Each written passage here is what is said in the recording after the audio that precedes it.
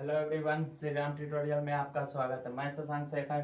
आज मैं आप लोगों को एक कंपटीशन के लिए एक बहुत ही महत्वपूर्ण टॉपिक है राष्ट्रपति, इसके बारे में बताएंगे। इसके मेन टॉपिक पहले जो भी मेन चीज़ है, इसका पॉइंट्स जो भी देखना है हम लोग देखेंगे। उसके बाद एक 20 क्वेश्चन का हम लोग सेट भी करेंगे।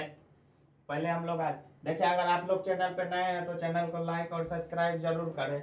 आज हम लोग पढ़ने वाले हैं राष्ट्रपति। एक बहुत ही, इससे एग्जाम में बहुत ज़्यादा, लगभग बहुत ज़्यादा नहीं कर सकते हैं, लेकिन कुछ ऐसा क्वेश्चन है इस टॉपिक से, राष्ट्रपति से, जो आप लोगों को बहुत ही सारे एग्जामों में, एसएससी, एमटीएस, सारे कॉम्पिटिटिव एग्जाम में पूछा जाता है।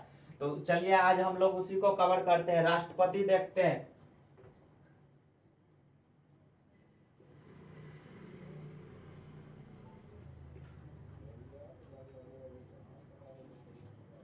देखिए राष्ट्रपति, अब ये देखिए राष्ट्रपति का अनुच्छेद क्या होता है। ये आपको अनुच्छेद 52 और अनुच्छेद 62, अनुच्छेद 52 और अनुच्छेद 62 अनुच्छेद। अब देखिए, अब राष्ट्रपति का हम लोग सबसे पहला पॉइंट देखते हैं। इसका क्या होगा? पहला होगा राष्ट्रपति। देखिए कौन बनेगा राष्ट्रपति, कौन बन सकता है। तो राष्ट्रपति बनने के लिए जो सबसे महत्वपूर्ण है वो क्या होना चाहिए? वो जो है भारत का नागरिक होना चाहिए। पहला पॉइंट है भारत का नागरिक होना चाहिए। भारत का नागरिक हो या होना चाहिए, कुछ भी, देखिए वो भारत का नागरिक होगा। और क्या कहता है ये जो है, ये कहा गया है हम लोग को अनुच्छेद 52 में कहा गया है कि जो भारत राष्ट्रपति के बारे में डिटेल, अनुच्छेद 52 जब पढ़ेंगे आप लोग तो वहां पे इसके बारे में डिटेल से पढ़ेंगे। अब देखिए, और दूसरा पॉइंट इसका क्या होता है, राष्ट्रपति जो होता है वो,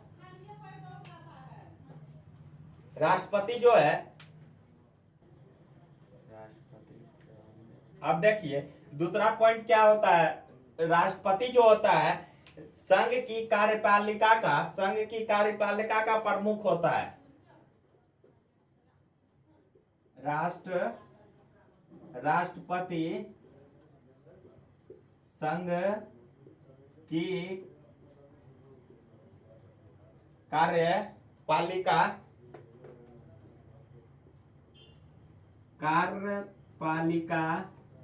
का प्रमुख होता है।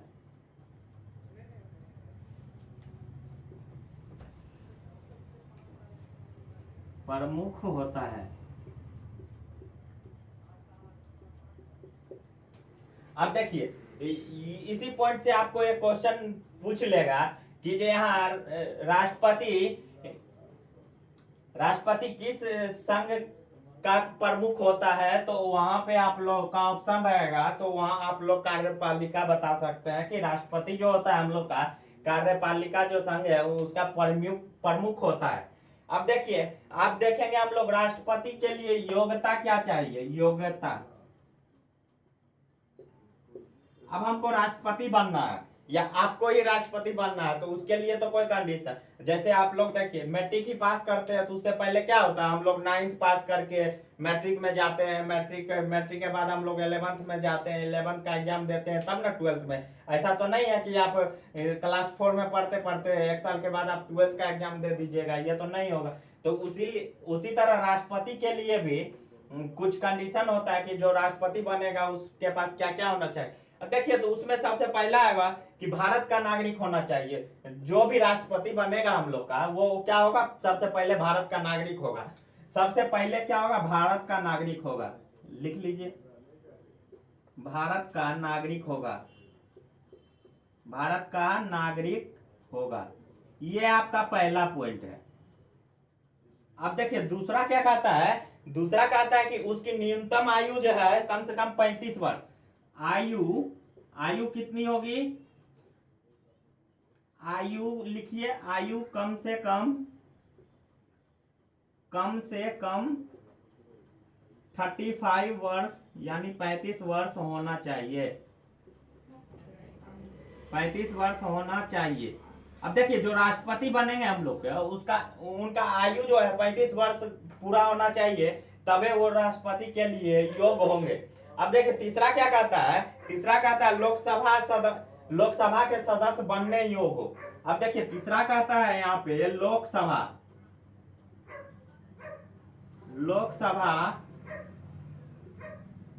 बनने के योग्य हो। अब देखिए वो राष्ट्रपति लोकसभा के सदस्य लिख दीजिएगा, लोकसभा के सदस्य बनने योग्य हो। अब देखिए अब तो ये हम लोग देख लिए कि राष्ट्रपति बनने के लिए हम लोग को क्या क्या चाहिए। तो पहला वो भारत का नागरिक होना चाहिए, दूसरा क्या उनकी आयु जो है 35 वर्ष होनी चाहिए, और तीसरा कहता है कि लोकसभा के सदस्य बनने योग्य होने चाहिए। अब देखिए ये तो हो गया। अब एक चीज आप नोट में लिखिएगा, इसको मिटा रहे हैं, अगर आप लोग लिखना चाहते हैं तो स्क्रीनशॉट लेके भी लिख सकते हैं या वीडियो को पॉज करके, वरना इसको हम मिटा रहे हैं। अब आगे देखते हैं, इसका आगे का पॉइंट देखते हैं हम लोग क्या कहता है। अब देखिए अब एक नोट लेके लिखिएगा आप लोग, NOTE नोट करके लिखिए, बहुत ही इंपॉर्टेंट है ये। अब देखिए राष्ट्रपति का सैलरी 1,50,000 रुपये मंथली होता है। राष्ट्रपति का सैलरी 1,50,000 होता है। और देखिए ये क्या होता है, ये कर मुक्त होता है, कर मुक्त होता है, कर मुक्त होता है। इस पे कोई टैक्स नहीं लगता है राष्ट्रपति को। ये देखिए ये नोट रखिएगा, ये बहुत सारे एग्जाम में कभी कभी पूछा गया भी है कि जो राष्ट्रपति का सैलरी कितना होता है। तो जिनको नहीं पता रहता है वो अपना 1,50,000 2 लाख रुपया में मार के चल आते हैं, लेकिन गलत हो जाता है। ले सही आंसर इसका होगा राष्ट्रपति का जो सैलरी है, अभी हम लोग के जो राष्ट्रपति हैं उनको सैलरी जो है 1,50,000 रुपया मिलता है। उनको इस पे टैक्स भी नहीं लगता है कि जो जैसे और कोई गवर्नमेंट जॉब मान लीजिए और कोई करता है तो उनके सैलरी पे टैक्स लगता है, लेकिन राष्ट्रपति के सैलरी पे कोई टैक्स नहीं लगता है, वो कर मुक्त होता है। अब देखिएगा राष्ट्रपति को कौन चुनेगा। अब अगला पॉइंट है हम लोग का, राष्ट्रपति को कौन चुनेगा। राष्ट्रपति को कौन चुनेगा, कौन चुनेगा। अब देखिए राष्ट्रपति को चुनता कौन है, ये देखते हैं हम लोग। अब राष्ट्रपति का ये जो कहा गया है राष्ट्रपति को कौन चुनेगा, ये अनुच्छेद 52 में कहा गया है। अनुच्छेद को लिख रहे हैं आप लोग, 52 में कहा गया है कि राष्ट्रपति का चुनाव कैसे। अब देखिए राष्ट्रपति का चुनाव कैसे होता है, तो हम लोग देखते हैं। मान लीजिए यहाँ पे लोकसभा के निर्वाचित सदस्य, लोकसभा के निर्वाचित सदस्य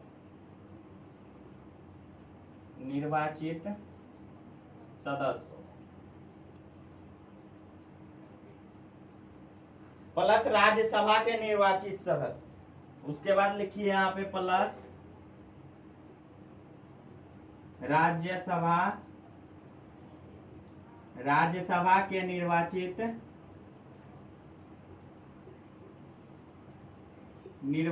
सदस्य, राज्यसभा के निर्वाचित सदस्य। और क्या होगा, MLA of states, MLA of states. MLA का फुल फॉर्म होता है member of legislative assembly. MLA का फुल फॉर्म आप लोग लिख लीजिएगा, मेंबर ऑफ लेजिस्लेटिव असेंबली होता है MLA का मतलब।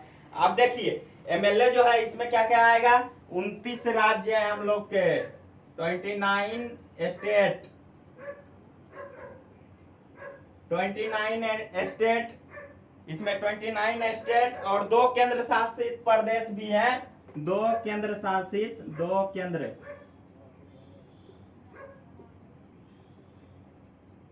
शासित प्रदेश, 2 केंद्र शासित प्रदेश हैं, दिल्ली और पौंडीचेरी। कौन कौन है? दिल्ली और पौंडीचेरी। अब देखिए ये तो हो गया हम लोग का। अब इसको हम लोग अंदर, इसको थोड़ा सुंदर दिखने के लिए ऐसे घेर लीजिए।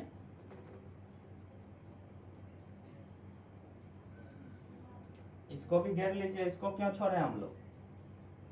अब देखिए ये तो हो गया, इसको मिटाइए, यहाँ पे थोड़ा सा जगह चाहिए।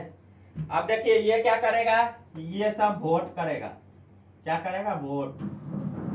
ये सब वोट किया, वोट करने के बाद देखिए ये क्या बनेगा, अब बनेगा हम लोग का राष्ट्रपति। अब बताइए समझ में आए कि नहीं। अब देखिए कहता क्या, राष्ट्रपति बनने के लिए इलेक्शन उसका कैसे। देखिए लोकसभा में जितने भी निर्वाचित सदस्य होंगे और राज्यसभा में जो निर्वाचित सदस्य होंगे और एमएलए ऑफ स्टेट, 29 राज्य में जो भी एमएलए हैं और केंद्र शासित प्रदेश के 2 केंद्र शासित प्रदेश हैं, एक दिल्ली एक पौंडीचेरी, ये सभी मिलके वोट करेंगे राष्ट्रपति के लिए, तो राष्ट्रपति बनेगा। अब देखिए राष्ट्रपति जो बनता है हम लोग का, वो कैसे बनेगा। देखिए वहां पे एक पॉइंट आएगा आप लोग को, एकल। अब देखिए सिंगल ट्रांसफरेबल वोटिंग सिस्टम होता है। राष्ट्रपति के लिए कौन सा वोटिंग सिस्टम यूज किया जाता है? तो राष्ट्रपति के लिए single transferable voting system use किया जाता है, जिसके तहत हम लोग अपने राष्ट्रपति का चुनाव करवाते हैं। अब देखिए देखते हैं कि वो क्या होता है, सिंगल ट्रांसफरेबल वोटिंग सिस्टम।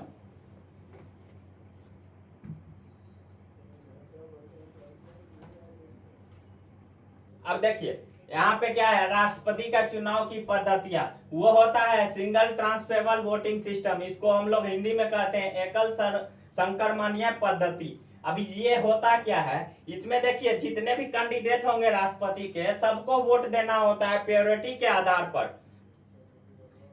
ऐसा नहीं है कि अब मान लीजिए हम लोग का 3 कैंडिडेट है, 3 कैंडिडेट जो है राष्ट्रपति चुनाव लड़ रहे हैं, तो ऐसा नहीं है कि हमको जो कैंडिडेट पसंद है मैं उसको ही वोट करूंगा। वहां पे देखिए तीनों को वोट देना होगा और आपको देखिए जो भी रहेगा सारे को वोट करना है और सारे को प्योरिटी के आधार पे उसको वोटिंग करना पड़ता है। अब देखिए ऐसे एज ए एग्जांपल ले लीजिए, पहले ये पॉइंट लिख लीजिए, जितने कैंडिडेट होंगे सबको वोट देना होता है, जितने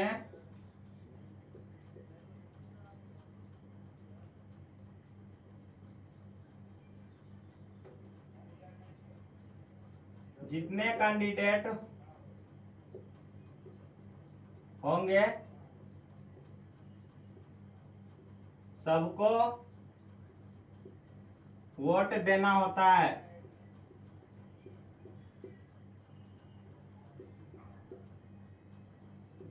देखिए जितने भी कैंडिडेट होंगे सबको वोट देना होता है। उसके बाद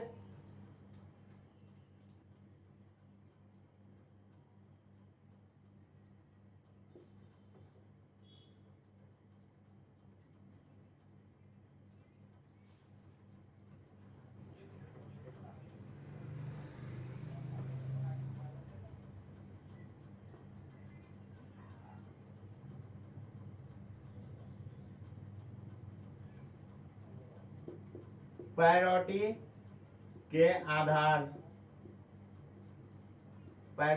आधार पर।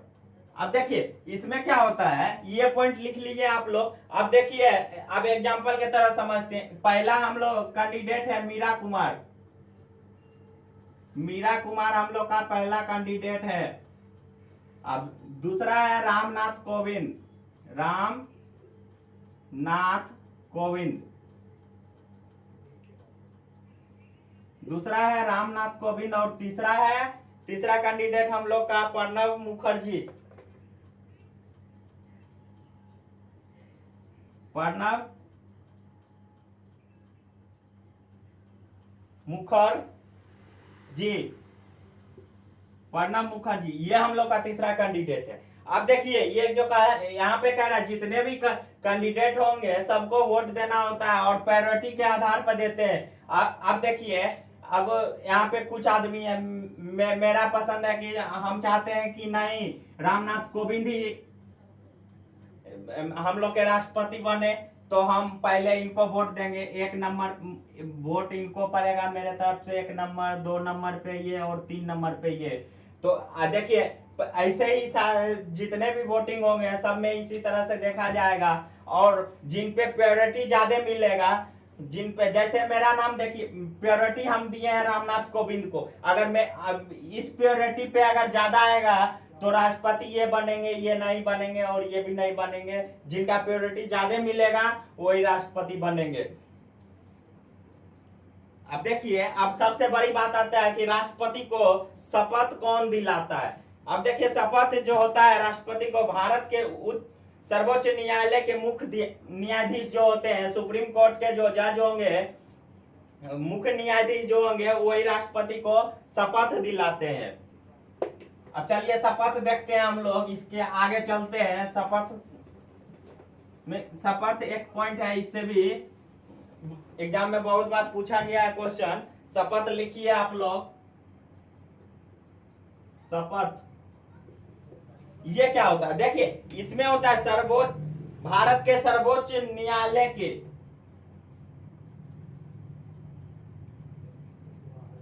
भारत के सर्वोच्च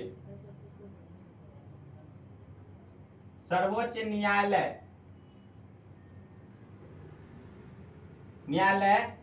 के मुख्य न्यायाधीश,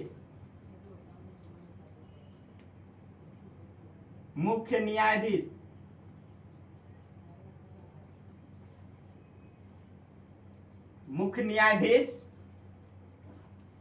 राष्ट्रपति को शपथ दिलाता है। राष्ट्रपति को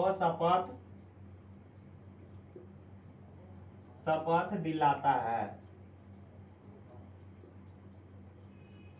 देखिए आपसे क्वेश्चन पूछा जा सकता है कि राष्ट्रपति को शपथ कौन दिलाता है, तो आप लोग उसका आंसर लिखिएगा। भारत के सर्वोच्च न्यायालय के मुख्य न्यायाधीश जो है राष्ट्रपति को शपथ दिलाते हैं। अब देखिए ये तो हो गया, शपथ दिला दिए। अब मान लीजिए ठीक है कोई राष्ट्रपति को हम लोग चुन के भेजे हैं, फिर अगर उनको हटाना रहेगा तो हम लोग क्या करेंगे? अब देखिए राष्ट्रपति को उसके पद से हटाने के लिए एक प्रक्रिया होती है जिसको हम लोग महाभियोग कहते हैं। महाभियोग की प्रक्रिया से हम किसी भी राष्ट्रपति को उसके पद से हटा सकते हैं।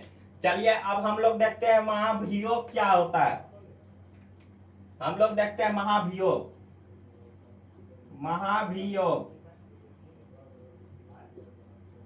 अब महाभियोग की प्रक्रिया क्या होती है इसको देखते हैं। राष्ट्रपति को महाभियोग की द्वारा हटाया जा सकता है। लिखिएगा, राष्ट्रपति को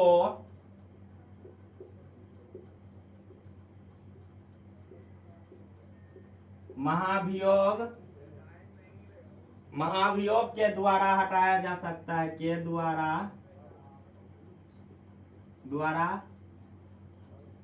हटाया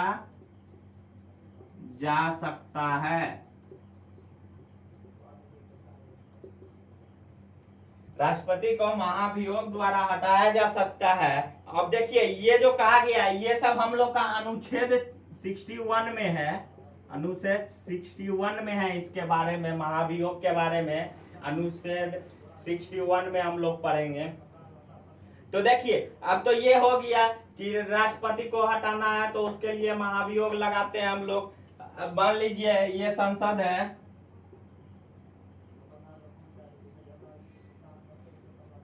इसमें क्या होता है लोकसभा और राज्यसभा। संसद में 2 होते हैं, लोकसभा और एक होते हैं राज्यसभा। अब देखिए, अब महाभियोग हम लोग कैसे लगाएंगे वो देखते हैं। इसको आप मिटाते हैं हम लोग। अब शुरू से देखते हैं, स्ट्रक्चर के तौर से देखेंगे कि महाभियोग कैसे लगाते हैं। इसको रब कर रहे हैं, आप लोग देख स्क्रीनशॉट ले लिए होंगे।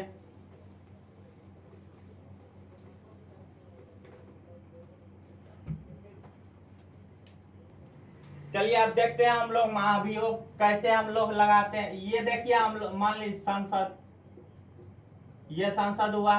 क्या होता है, एक लोकसभा और एक राज्यसभा होता है। ये इतना तो पता होगा सभी लोगों को। अब देखिए इसमें क्या होता है, लोकसभा से स्टेप 1 निकलेगा। ये स्टेप 1 में क्या होगा, स्टेप 1 में होगा कि 1/4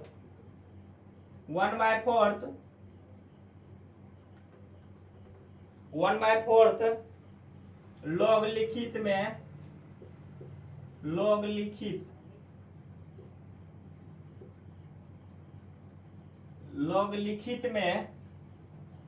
नोटिस देंगे राष्ट्रपति को। लिखित में नोटिस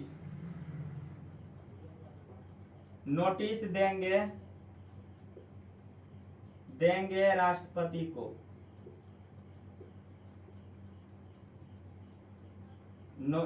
क्या करेंगे, लिखित में नोटिस देंगे राष्ट्रपति को। ये देखिए, ये हम लोग का स्टेप 1 का प्रोसेस हुआ। पहले ये काम करेंगे कि देखिए, अब जितने भी मेंबर होंगे उसमें से 1/4, अब मान लीजिए एज ए एग्जांपल, मान लीजिए कोई 100 आदमी है तो इसका 1/4 क्या होगा, 25। अब मान लीजिए 25 आदमी लिखित में नोटिस देंगे राष्ट्रपति को। क्या नोटिस देंगे, उसके बाद क्या होगा, स्टेप 2 में क्या चल जाएगा, वो देखिए स्टेप 2 में यहाँ आ जाएगा आपका। यहाँ मान लीजिए ये स्टेप 2 हम लोग लिखते हैं। 2/3 वोट होंगे तो प्रस्ताव आगे बढ़ेगा।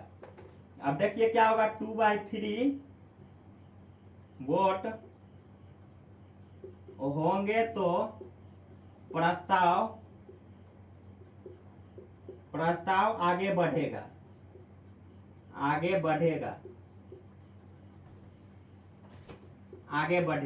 ये हम लोग का स्टेप 2 हुआ।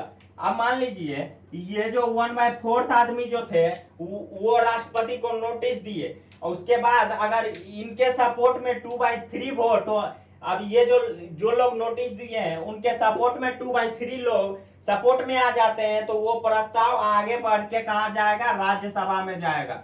वो राज्यसभा में जाने के बाद क्या होगा, अब देखिए राज्यसभा में तो गया। अब राज्यसभा में अगर 2/3 वोट होंगे तो राष्ट्रपति को हटाया जा सकता है।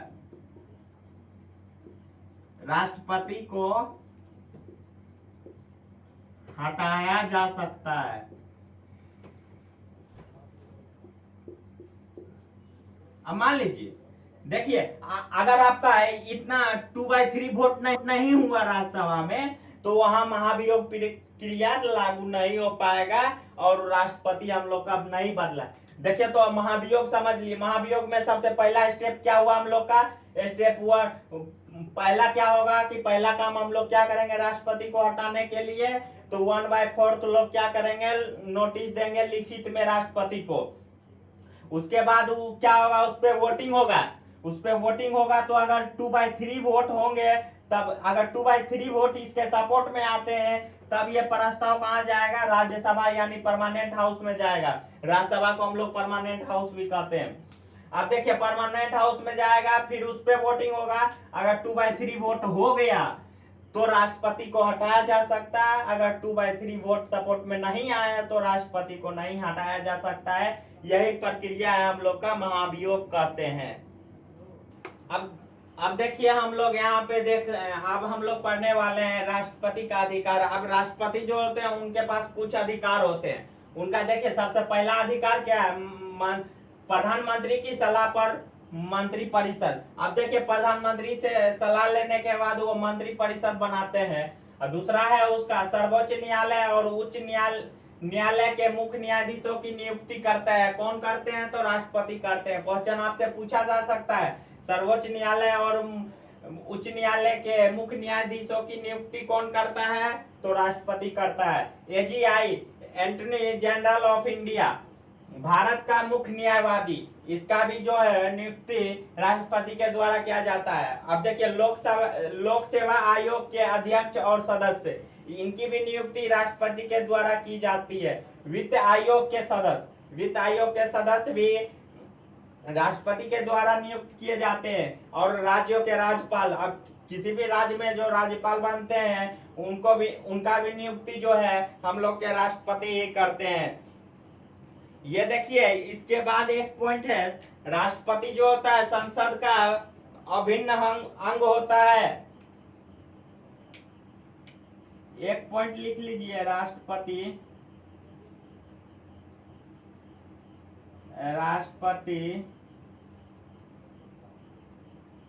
संसद के अभिन्न अंग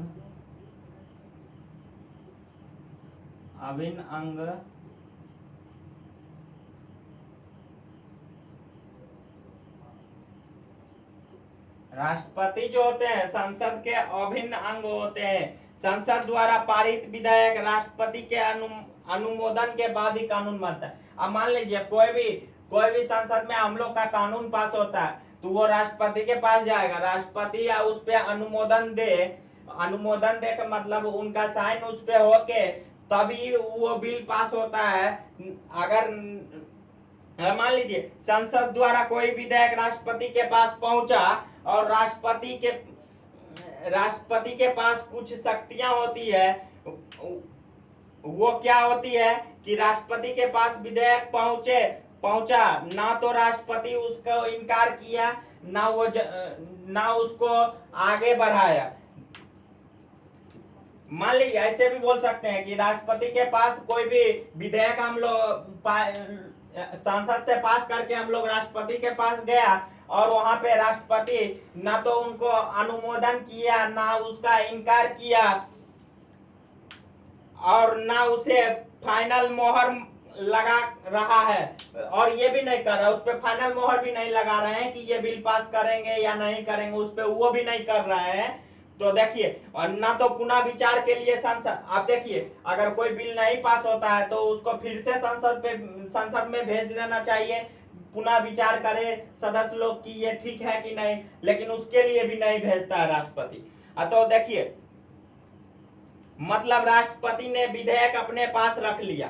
राष्ट्रपति जो वो देखिए वो क्या करते हैं, विधेयक को ना तो अनुमोदन करते हैं ना इनकार करते हैं, उसको अपने पास रख लेते हैं, उसको अपने पास रख लेते हैं। इसी पावर को, अब देखिए इसी पावर को पॉकेट विंडो कहते हैं। पॉकेट विंडो एक पावर है जो राष्ट्रपति के पास होता है। उसमें क्या होता है कि अगर कोई भी आपका विधेयक पास होकर राष्ट्रपति के पास गया अनुमोदन के लिए, राष्ट्रपति ना तो उस पे अनुमोदन दिए ना उसका इनकार किए और उस विधेयक को अपने पास रख लिए, इसी को हम लोग पॉकेट विंडो कहते हैं। पॉकेट विंडो आप लोग समझ गए होंगे। अब देखिए पॉकेट विंडो के बाद हम लोग देखते हैं वेरी इंपॉर्टेंट पॉइंट्स है, एग्जाम से रिलेटेड पॉइंट्स है, ये सबसे क्वेश्चन बहुत ज्यादा पूछा जाएगा, ये सब पॉइंट याद रखना बहुत ज्यादा जरूरी। तो चलिए हम लोग वेरी इंपॉर्टेंट पॉइंट देखते हैं।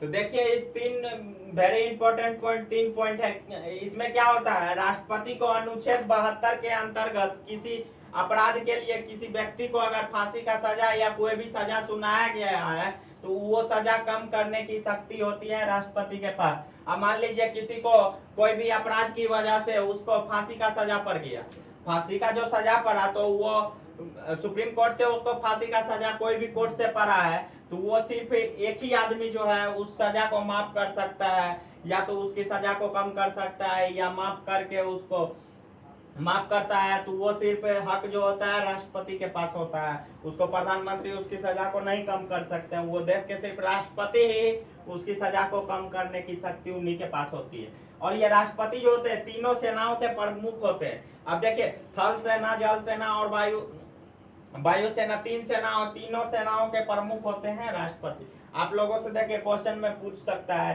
कि देश के तीनों सेनाओं के प्रमुख कौन होते हैं, तो राष्ट्रपति होते हैं। ऐसे भी आप लोग इसका आंसर दे सकते हैं। आप देखिए तीसरा पॉइंट क्या कहता है, राष्ट्रपति अपना त्याग त्याग पत्र जो है वो उपराष्ट्रपति को देता है, उपराष्ट्रपति को दे देगा। उसके बाद त्याग पत्र देने के बाद 6 महीना तक उपराष्ट्रपति जो होंगे वही उनका पद संभालेंगे। मान लीजिए कोई भी राष्ट्रपति, मान लीजिए ये राष्ट्रपति ये अपना पद अभी छोड़ रहे हैं, अभी कौन सा अगस्त महीना चल रहा है आप लोग का, अगस्त में ये पद अपना छोड़ रहे हैं। ये पद जो अगस्त में छोड़ेंगे तो 6 मंथ तक उपराष्ट्रपति जो है इनका पद संभालेंगे, तब तक उनके पद पे उपराष्ट्रपति ही काम करेंगे। अब देखिए यहाँ पे, अब देखिए संसद के सदस्य को चुनने की शक्ति राष्ट्रपति के पास होती है। अब संसद के सदस्य जो होंगे उसको भी चुनने की शक्ति राष्ट्रपति के पास होती है। तो उसमें देखिए लोकसभा में जो है राष्ट्रपति लोकसभा के लिए, पहले देखिए लोकसभा और राज्यसभा,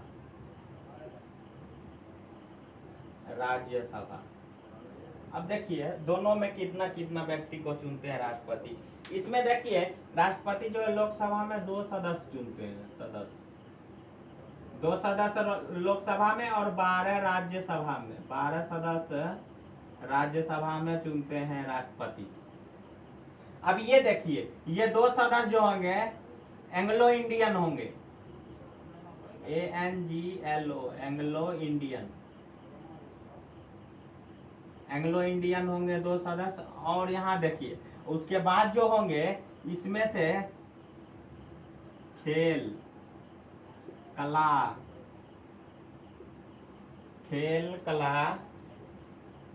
साहित्य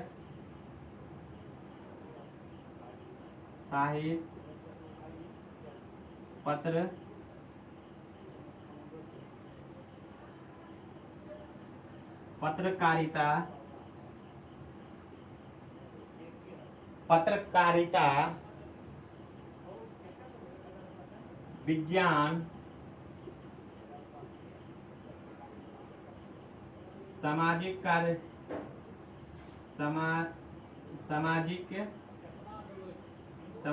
कार्य से जुड़े लोग होंगे।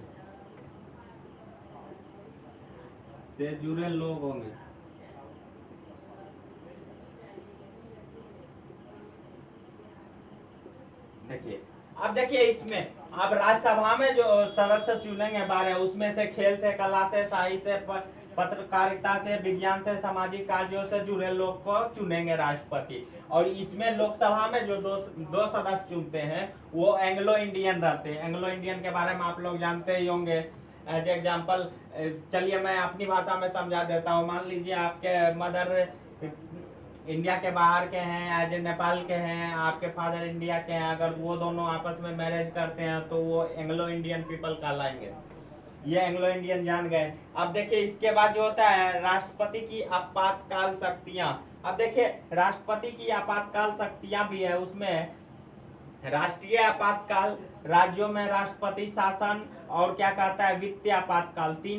और देखिए 352 अनुच्छेद जो है राष्ट्रीय आपातकाल बताता है। 352 अनुच्छेद में दिया गया है राष्ट्रीय आपातकाल के बारे में। इसमें क्या होता है, बाह्य आक्रमण, शस्त्र विद्रोह, युद्ध।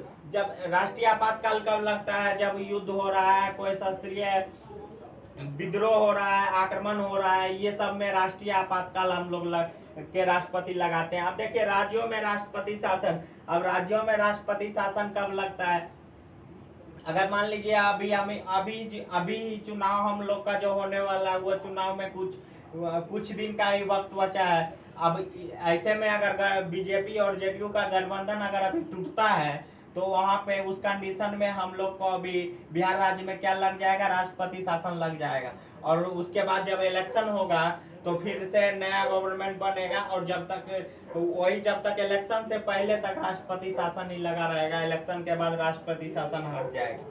अब देखिए उसके बाद वित्तीय आपातकाल 360 अनुच्छेद में दिया गया। वित्तीय आपातकाल अभी तक जो है ये आज तक एक बार भी नहीं, वित्तीय आपातकाल अपने भारत देश में आज तक एक बार भी वित्तीय आपातकाल नहीं लगी है, समझे। उसके बाद देखिए अब तक केवल 3 बार राष्ट्रीय आपातकाल लगी है। अब देखिए राष्ट्रीय आपातकाल जो है अभी तक इंडिया में 3 बार लगी, इसको मिटा रहे कब कब लगे हैं उसको जानते हैं हम कि राष्ट्रीय आपातकाल हम लोग को कब कब लगे थे। 3 बार आपातकाल लगे हैं। पहला कब लगा था, पहला देखिए कब लगा था, तो वो 1962 ईस्वी में लगा था। 1962 में पहला राष्ट्रीय आपातकाल लगा था। ये क्यों लगा था, भारत चीन युद्ध,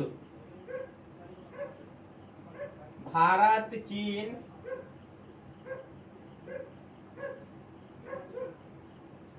युद्ध, भारत चीन युद्ध 1962 में हुआ था। वो एक बार उस टाइम लगा था हम लोग का राष्ट्रीय आपातकाल। उसके बाद देखिए उसके बाद कब लगा था, 1971 में, 1971 में लगा था भारत पाकिस्तान, भारत पाक युद्ध में। भारत और पाकिस्तान का युद्ध 1971 में हुआ था। तो उस टाइम भी क्या लगा था, राष्ट्रीय आपातकाल अपने देश में लगा था। उसके बाद देखिए एक बार 1975 में लगा था, 1975 में लगा था। उसमें क्यों लगा था, उस टाइम आंतरिक अशांति,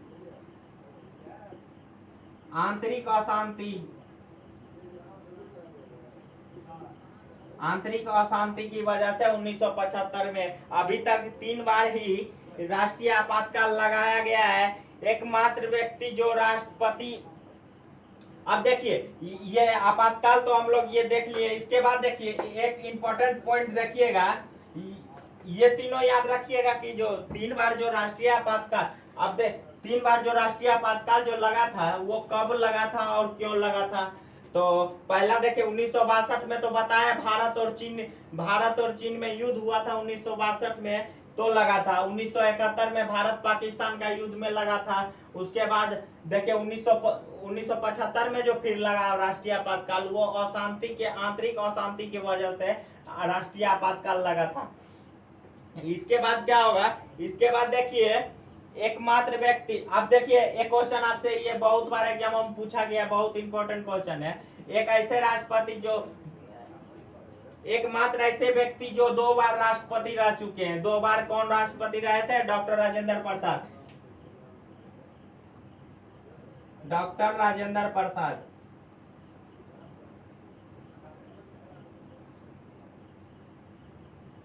डॉक्टर राजेंद्र प्रसाद ये एक इकलौते व्यक्ति है जो 2 बार राष्ट्रपति पद पे रह चुके हैं। ये पॉइंट देखिए। आप देखिए भारत की पहली महिला राष्ट्रपति, पहली महिला राष्ट्रपति,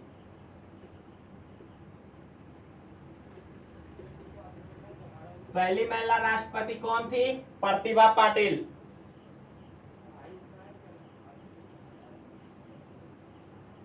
प्रतिभा पाटिल पहली महिला राष्ट्रपति थी। पहली महिला राष्ट्रपति प्रतिभा पाटिल थी। निर्विरोध जीतने वाले राष्ट्रपति, आप देखिए निर्विरोध, अब कोई भी निर्विरोध जीतने वाले राष्ट्रपति कौन थे।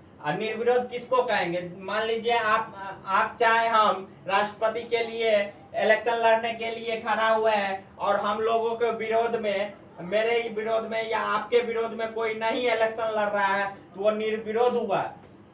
तो देखिए वैसे राष्ट्रपति कौन थे, देखिए निर्विरोध जीतने वाले, लिखिए पॉइंट बना के इसको, इससे क्वेश्चन बनेगा। निर्विरोध जीतने वाले, निर्विरोध जीतने वाले राष्ट्रपति,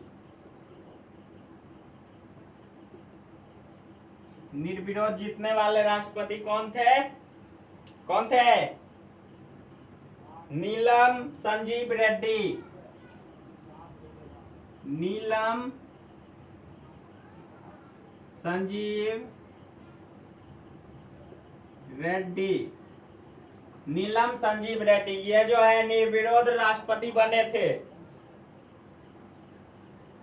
अब देखिए एक क्वेश्चन और पूछा जा सकता है आपसे, कितने राष्ट्रपति की मृत्यु जो है उनके कार्यकाल के दौरान हुई। अब मान कि आप देखिए कोई राष्ट्रपति अभी बने, जैसे अभी हम लोग के जो राष्ट्रपति हैं, अगर अभी इनका डेथ कर जाते हैं तो ये क्या कहलाएगा कि जो कि अपने कार्यकाल के दौरान डेथ किए। तो ऐसे कितने राष्ट्रपति थे जो कार्यकाल के दौरान ही उनका डेथ हो गया था, तो वो 2 राष्ट्रपति थे, एक डॉक्टर जाकिर हुसैन और दूसरा है फखरुद्दीन अली अहमद। अब देखिए पहला है जाकिर हुसैन,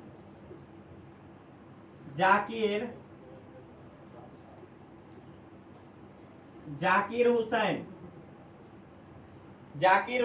हुसैन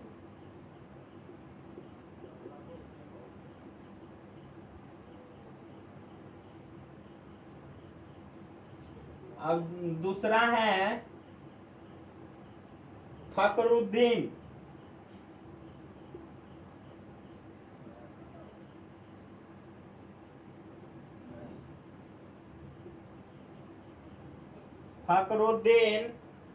अली अहमद।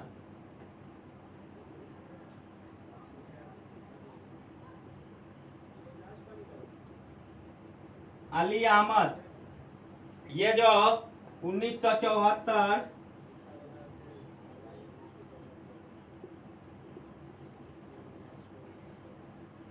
अब देखिए ये जो ऐसे राष्ट्रपति थे ये दोनों, जो इनका मौत जो है कार्यकाल के दौरान हुआ था।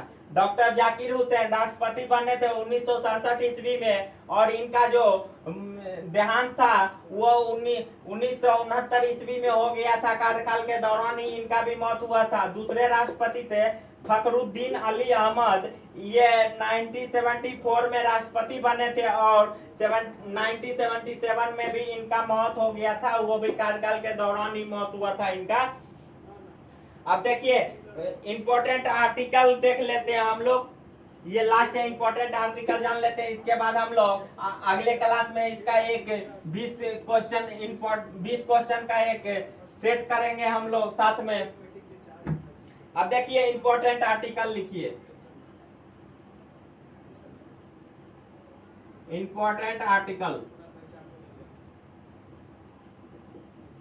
अब इंपॉर्टेंट आर्टिकल कौन कौन सा है देखिए, अनुच्छेद, ये क्या है, अनु मतलब अनुच्छेद समझ लीजिएगा आप लोग, अनुच्छेद 52, अनुच्छेद 52 के बाद 54 और अनुच्छेद 61, ये तीनों बहुत ही इंपॉर्टेंट। देखिए अनुच्छेद 52 क्या कहता है कि भारत का एक राष्ट्रपति होगा, ये कहता है कि भारत का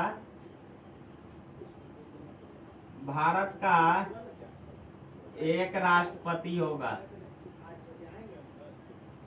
एक राष्ट्रपति होगा,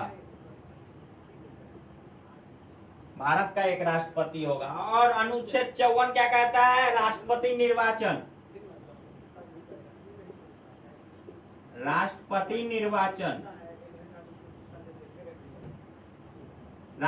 निर्वाचन कहता है अनुच्छेद 54। अब देखिए अनुच्छेद 61 महाभियोग,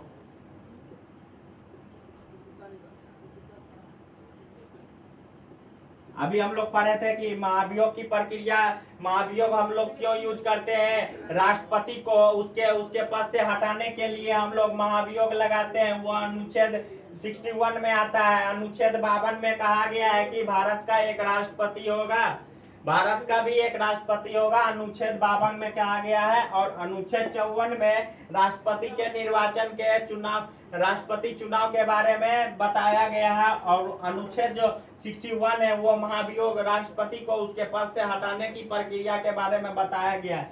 ये तीनों हम लोग का बहुत ही इंपॉर्टेंट आर्टिकल है, इससे आपको क्वेश्चन भी पूछा जा सकता है, महाभियोग की प्रक्रिया किस आर्टिकल से ली गई है, तो वहां पे आप लोग क्या बोलिएगा, अनुच्छेद 61 यानी आर्टिकल 61। मान लीजिए आपसे क्वेश्चन पूछ दिया, निर्वाचन आयोग, राष्ट्रपति निर्वाचन की प्रक्रिया किस अनुच्छेद से ली गई है, तो आप लोग वहां पे क्या कहिएगा, 54। आप देखिए भारत का एक राष्ट्रपति होगा, यह किस अनुच्छेद में कहा गया है, तो वो अनुच्छेद होगा 52। चलिए अब कल हम लोग इसका एक सेट करेंगे इम्पोर्टेंट क्वेश्चन का।